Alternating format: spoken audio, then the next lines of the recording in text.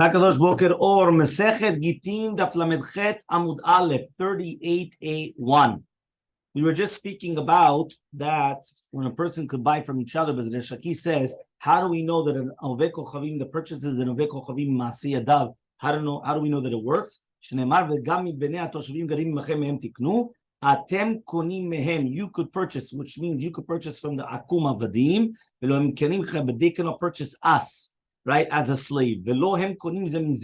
And they cannot acquire from each other also as well. So says Rish Lakish, I would have thought to say that they can't acquire each other. Says the Gemara, I thought you just said that they cannot acquire each other. Meaning one goy cannot acquire another goy to become an eved. So says the Gemara, this is what it means to say. They cannot acquire the body of another eved. But you're going to tell me that it's not going to acquire the Maseh Yadav? Meaning Maseh Yadav just means what they make, not their body. So you're right, the physical body they cannot acquire, but they could acquire that which they make. So says the Gemara, Amarta kal v'chomen, you said a kal v'chomen. Oved kochavim Israel koneh, an oved kochavim, a Jew could come and buy him, the Maseh Yadav, oved kochavim, oved kochavim. So 1 second, so one oved kochavim to another oved kochavim. For sure, then he could be able to do it. Why wouldn't he be able to do it then? It doesn't make sense. The Jew.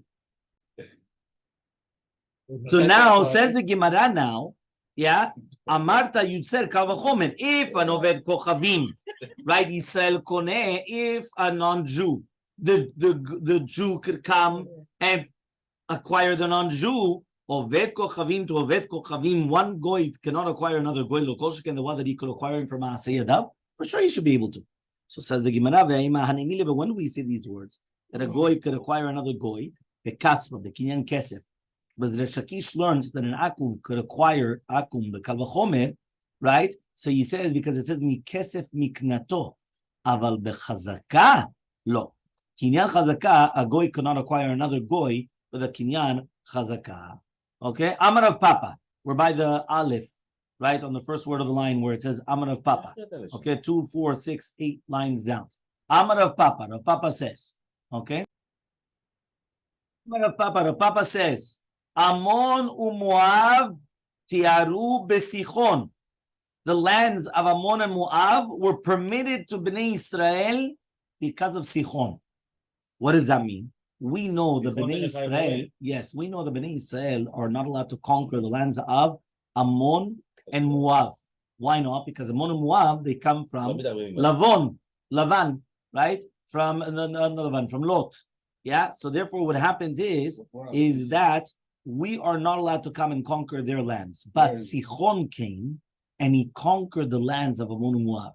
Once Sichon came and he conquered the lands of Moab, it was permitted for us to conquer it from them, because now we're not taking away from Lot, we're taking away from Sichon. Obviously, there are different parts of Israel that now everything has changed. You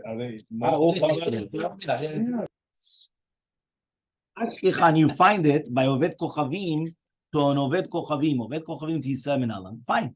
Meaning that there's a concept of a chazakah, that just like Sichon acquired with the chazakah the lands that he took from Ammon and Moab, so that's one goy to another goy. So how do you know one goy could acquire another goy with the chazakah?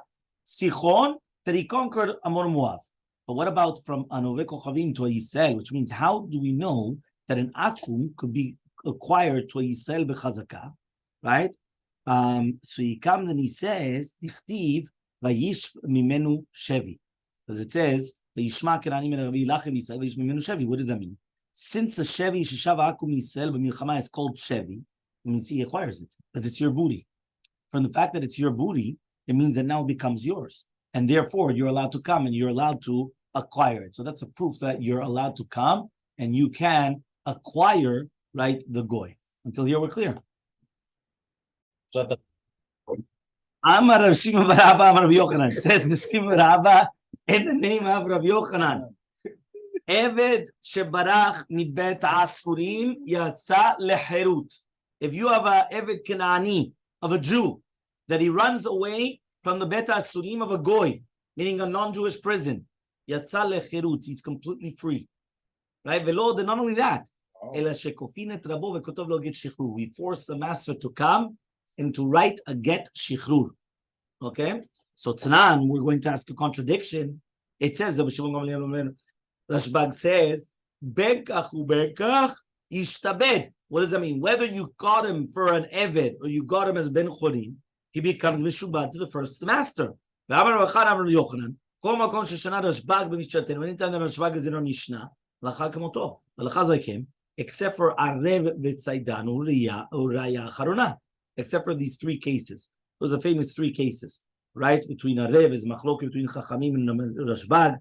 Right? When is a Malveh allowed to come and demand it from the Arev directly? Tzidan is a remez, right? Is a remez when we're talking about the Machloket between a get that was given in the city of Tzidan. Okay? So, and it says over here, the Tzaidan. And the Riyah Charona is a remez to the Machloket, a Shniya between the two Machlokot, right? To do with the Raya that they brought down a Baldin in order to be ofech the Psak Din, to overturn verdict. Okay? So, Bisham ala Abaye, I understand according to Abaye.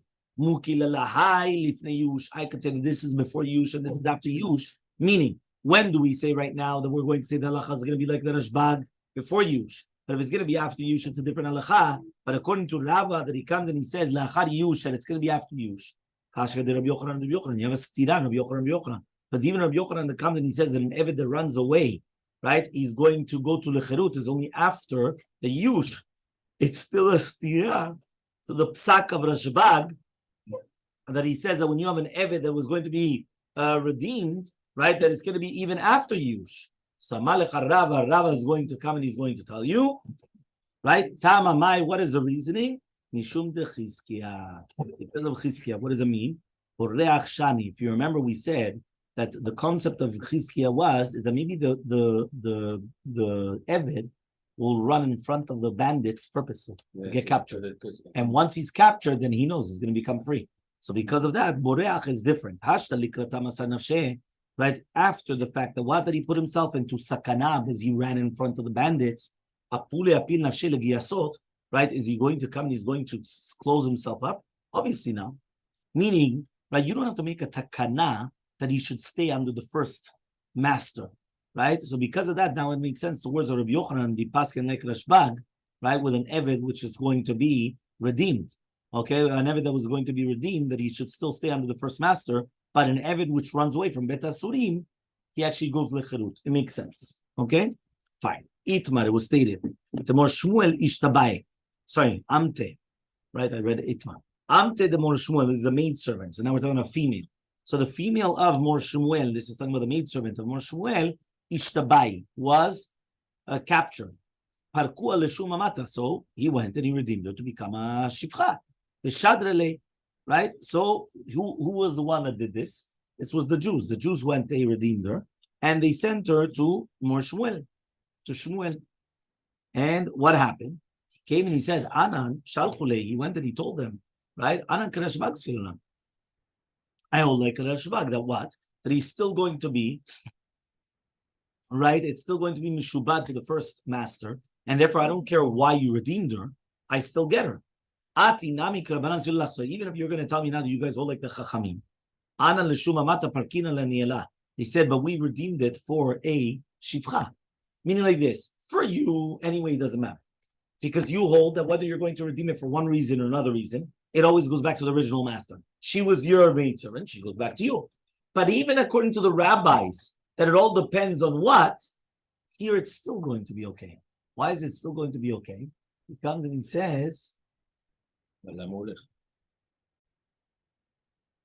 then he says, "Ve'inu savur," but he held lifnei yush hava, that it's going to be before yush. Velogi, but it's not true. It's not true, really. La'achad yush hava, really be'emet Shmuel already had yush.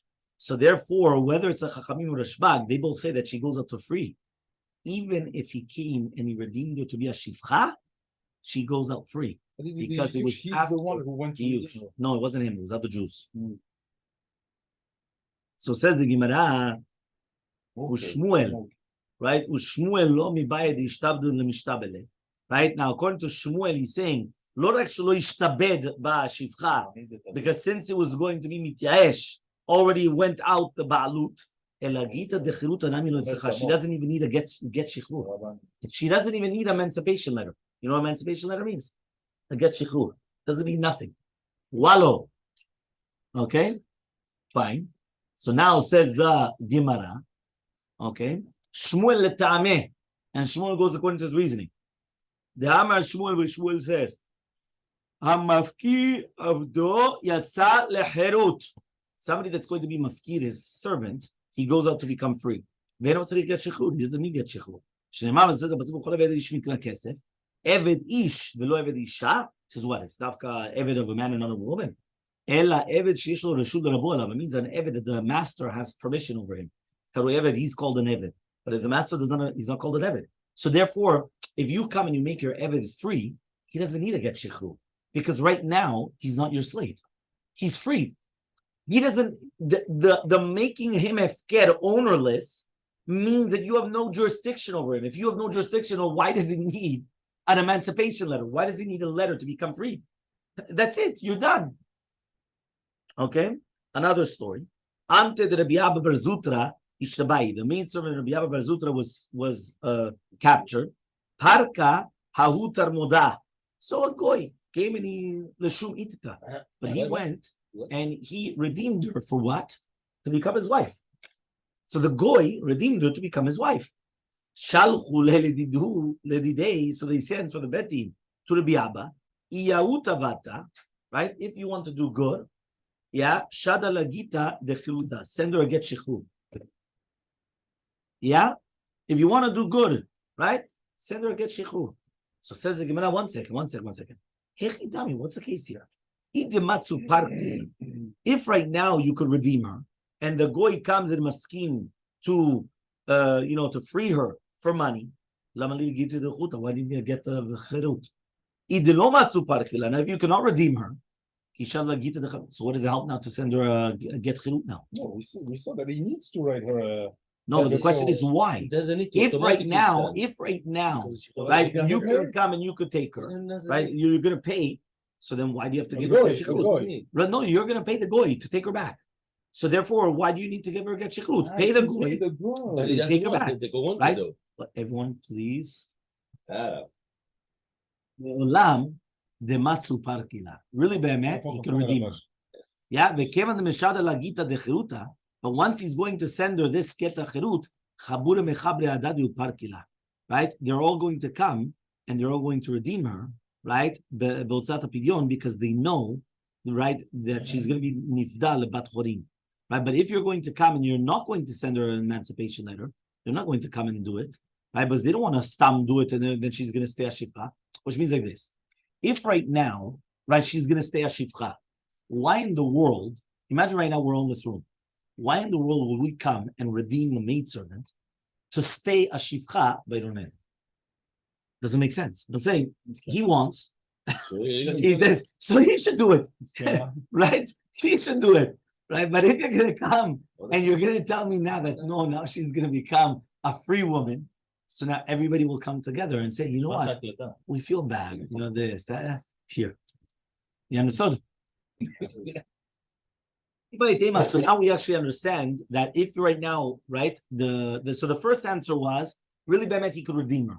But if he's not going to send her a get shechur, nobody's going to redeem her. Because it doesn't matter. Why would anybody redeem her in order that she still says an eved by Rabbi Abba? Jews. Why would they, if she's still going to be a shifcha by Rabbi Abba? But if she's now going to be a free woman, then they would come and they redeem her. Second answer, leolam de lo matzi parkela. Really, be'emet, he cannot redeem her. Vekevan de mishtala gita de cheruta mitzela bapeh. But once he gives her a get shechur, she becomes zol in his eyes. And then he could come and he could actually redeem her. Meaning like this. At the beginning, he came and he saw this woman. He thought, listen, she was a miskena. She got captured by these goyim. They came, they took her for ransom. I bought her, becomes a wife.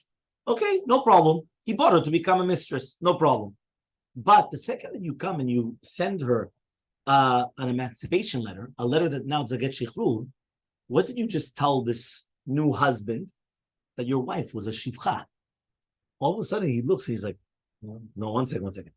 she was captured, she was a miskena, that's one thing. But then now she's a shivcha, it becomes zol in his eyes. That what, he's getting married to a maidservant, so what happens? So now all of a sudden, when they want to come and redeem her, he'll agree, and he'll agree for a good price. Right? That's the kavanah mefarek. Now he's going to be able to come and to redeem her, right? Once he does such a thing. So says the Gemara, Ve'amar more says, Chaviva lahem be'emtan shel Yisrael yutem min neshotehem. He says, 1 second, but how does that work? I thought that it's more chaviv to the akum, the animals of Israel for znut, more than their own wives. Meaning, they would prefer, right, the animals of the Jews than even their own wives, right? So therefore, why all of a sudden now, because he knows that she's a shivcha of a Jew, that now she goes down in value, even the animals of the Jews are good in their eyes, right? So what are you going to come and you're going to now tell me such a thing? See, what are these words? Betzina, that's only privately. It's only meaning privately they would do all these things, but in front of other people, it's a busha. You understand? Meaning here, this emancipation letter, which was done in front of everybody, it's a busha for them. So therefore, they're not going to do that. They do this privately. No. Fine. Next case. There was a maidservant that was in Pumpadita. That will come that people were doing isurim with her. Meaning she was a maidservant, and people were coming around and they were doing isurim with her. Right? So what happened? Right? Amar Abaye says, "Ilav damar Rabbi Yehuda Meshmuel." If it wasn't for Rabbi Yehuda Meshmuel that says, "Kol mishachrer avdo v'baseh," that anybody that's going to be shachrer an eved, he's going to be transgressing a positive commandment, which is basically going to be lo'olam ba'em ta'avodu. Havakafin lemara. I would have forced the master to come to free her. Why? Because if right now she has to get shichrur, so therefore at least she would get married, and if she gets married, so she's not going to be doing avirot with everybody. So Ravina says, Kiha mother of Yehuda. In this case, Rav Yehuda does agree. You're allowed to come and to free her, even though you're being over in the Iseh, Mishumilta di Isura, because of the Isur. Which means, in order to stop an Isur, you're allowed to transgress a positive commandment of freeing the maidservant. Okay? But according to Abaye, Mishum Isura lo, why you can't do it because of Isur. Ha'amar Rav Chanina bar Katina, Amar Rav Yitzchak. Says Rav Chanina bar Rav Katina, in the name of Rav Yitzchak. There was a woman that she was half maidservant, half free. 38b. And they came and they forced the master to make her free. Because they were doing minhag hefkerut with her. So says the Gemara, can you compare both cases? The fact that she was half, she was half free and half slave, she's not fitting for anybody. She can't get married to a regular person because she's half a maidservant. She can't get married to an eved because she's half free. Hachad, in our case, if you could give her an eved. Meaning, get an eved, or if you have one or you don't, it doesn't matter, but get an eved, be miached the shivcha to the eved. Now the eved will come and he'll protect her. He's not going to let her start fooling around with every single man out there. If there was nothing, so then yeah, she's going to be fooling around. But if she's got an eved, she's not. So there's a big difference, right, between the two cases. So says the Gemara, right? How are you comparing both cases? So because of that, he comes and he says, Abaye says, you cannot force the master to come and to free her, because you could actually give her a goy, and the fact that you give her this eved, and the eved will come and protect her. So that's it. Says anybody that's going to free an eved is going to transgress a positive commandment. That you have to make sure that they're going to be eternally yours to work. Mate, so we're going to ask the question. There was a story of Rabbi Eliezer that he came into the Bet Knesset. He didn't find 10 people. What did he do? He told his eved, you're a free man. And then what happened? Now he's a minyan. He has minyan. Yeah? Answers the Gemara, mitzvah shane. No, you did another mitzvah. Meaning you could do that you could transgress the positive commandment of L'olam ha'em tavo to do a mitzvah of being mashlim the minyan. You love it, tzibur. He's a slave for his life. Eved Kanani is a slave for all your life. Eved Kanani. No, Yovel. No. Yovel is only for an Eved Ivri. This is Eved Kanani. Eved Kanani is forever. Eved Kanani is forever. אז איך הוא נהיה מניין יהודי? I don't understand you. I agree. We learned in the Braita, לעולם בהם תעבודו רשות. What does that mean? לעולם בהם תעבודו means that it's a reshut ולא חובה. That is the shita of Rabbi Shmuel. Rabbi Akiva Omer, no, it's a chova. Meaning, if you have a Nebuch Kanani, you have a chova that he has to be mishubat to you all the life for eternity, right? So ask the Gemara, the Dilma Rabbi Eliezer, Savala Kamanda Marashut. Maybe Rabbi Eliezer holds like Rabbi Shmuel, which is a reshut, and therefore he went and he freed him because anyway it's a reshut, meaning it's not a chova, and therefore you wanted to come and free him. You freed him. It was good for reason. And says, "Lo salkadaitach." The Tanya beheaded Eliezer me chova. No, Rabbi Eliezer said like Rabbi Akiva, mefurash that it's a chova, meaning and still it was going to be permitted because of a mitzvah. Mitzvah shani. Mitzvah was different that you're able to come and free the eved. Amar Rabba. Rabba comes and he says, "Behanitzlap mi lenachte bale batim inichseon." There are three reasons why bale batim lose their properties. This is a very famous Gemara, very powerful Gemara. Listen to this Gemara. The mapki avdayu lecheruta. Number one, they free their slaves, and they're over on the positive commandment. So you think you're a good guy, and you're freeing your slave. You transgress the mitzvah taseh. People will become poor because of it. Yeah, people will go down from their properties. That's the word. Okay. Udesaire ma. Udesaire.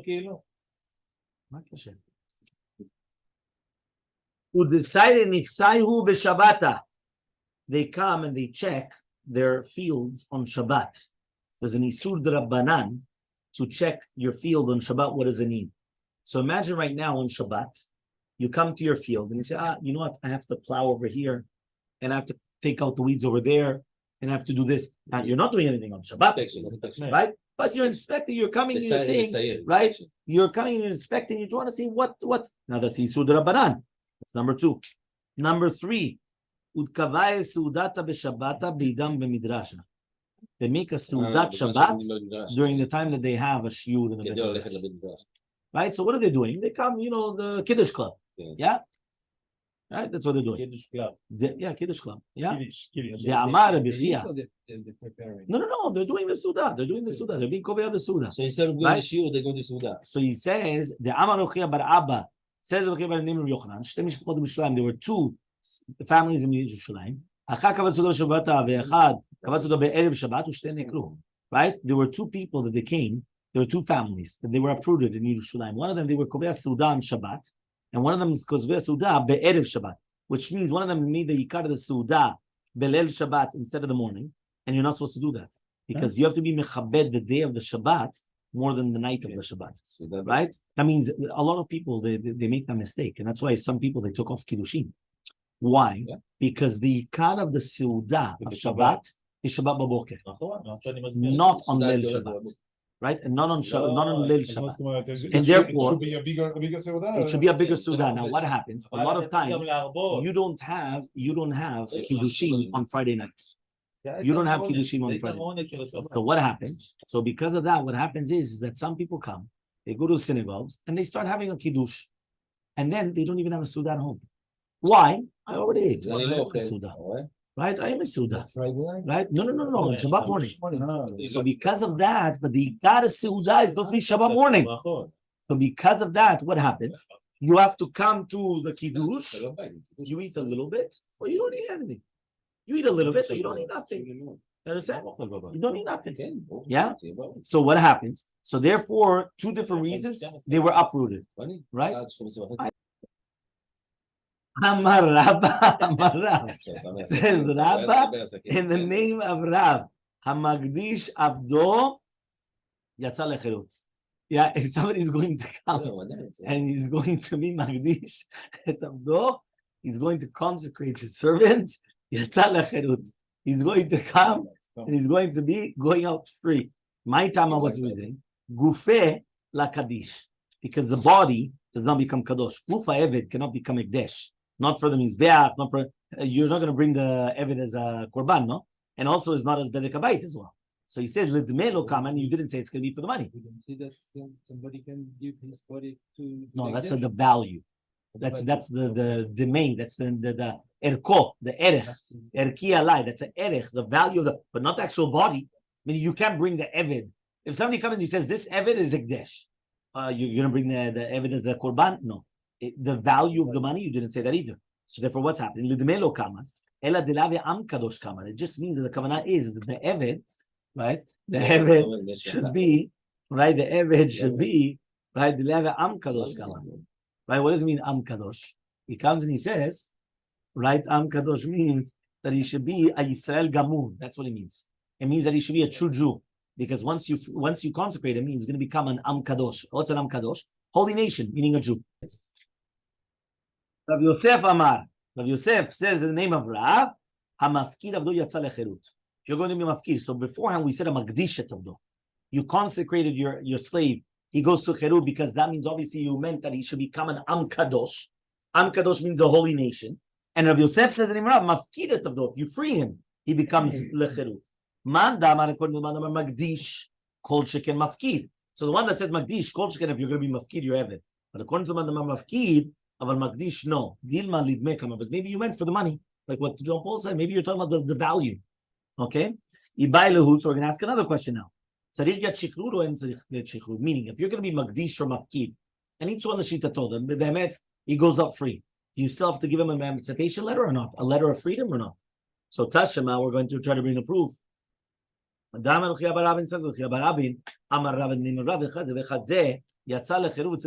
they go out free and they need to get shichrut. So Amar Rabba says, but we asking on the Braita. Imagine right now you're going to be magdish all your properties to the Bet HaMikdash, and you have slaves. You can't take them free. You sell them to other people. And other people, then they come, and if they want, they could take them out free. Rabbi says, I say, so he could even pay himself out. It's that they sold him to him. Meaning a slave could buy himself out. Imagine right now a slave got money or a slave got something, he could buy himself out. Okay? So he says, Matznita karamita lederav. Are you asking a question from Braita to Rav?